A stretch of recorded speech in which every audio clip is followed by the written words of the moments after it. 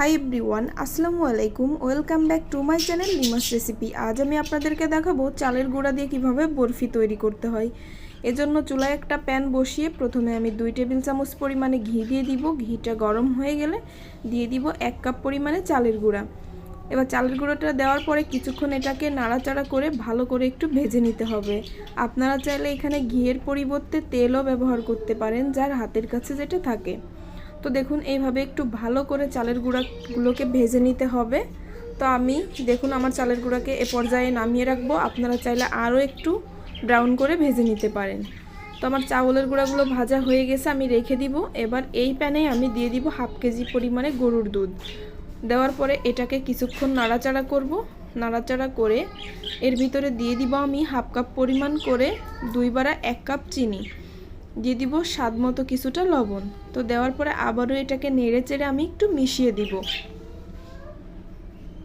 তো নেড়ে চেড়ে মেশানো হয়ে গেলে তারপরে দিয়ে দিব আমি এখানে 1 মগ পানি। তো দেখুন মগটা এখানে 1.5 কাপ পরিমাণে পানি আছে। তো দিয়ে দিলাম। পানিটা দেওয়ার পরে এটাকে আমি দিয়ে দিব একটু এলাচ গুঁড়া। আপনারা চাইলে এখানে গোটা এলাচও দিয়ে দিতে পারেন। তো দেখুন আবারও কিছুক্ষণ নাড়াচাড়া করে নিব। তো দেখুন এটা গরম হয়ে গেলে দিয়ে দিব আগে থেকে ভেজে রাখা চালের গুঁড়িগুলা। তো দেখুন এভাবে দেওয়ার পরে অনবরত এটাকে নেড়ে চেড়ে নিতে হবে। তাহলে দেখুন আস্তে আস্তে কিন্তু ঘন হয়ে আসবে। একবারেই কিন্তু জোরে জাল দিবেন না, তাহলে কিন্তু এটা নষ্ট হয়ে যেতে পারে। এই জন্য অল্প আঁচ দিতে হবে এবং অনবরত এটাকে নাড়াচাড়া করতে হবে। দেখছেন আস্তে আস্তে কিন্তু এটা ঘন হয়ে এসেছে।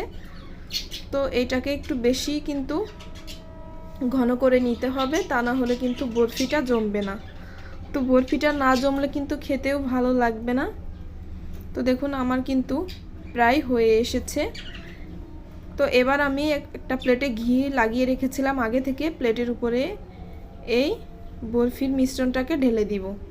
তো ঢেলে দেওয়ার পরে স্পেশালা দিয়ে এটাকে চেপে চেপে একটু ভালো করে গোল শেপ দিয়ে নিব।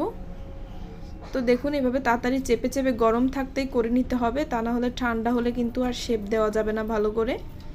তো দেখুন মাশাআল্লাহ আমার কিন্তু চেপে চেপে ভালো করে শেপ দিয়ে নেওয়া হয়ে গেছে। তো এবার এর উপরে ছড়িয়ে দিব আগে থেকে কিছু আমি কাজু বাদাম, কাঠবাদাম এবং কিছু কিশমিশ কেটে ছোট ছোট করে রেখেছিলাম, সেগুলো এর উপর দিয়ে ছড়িয়ে দিলাম।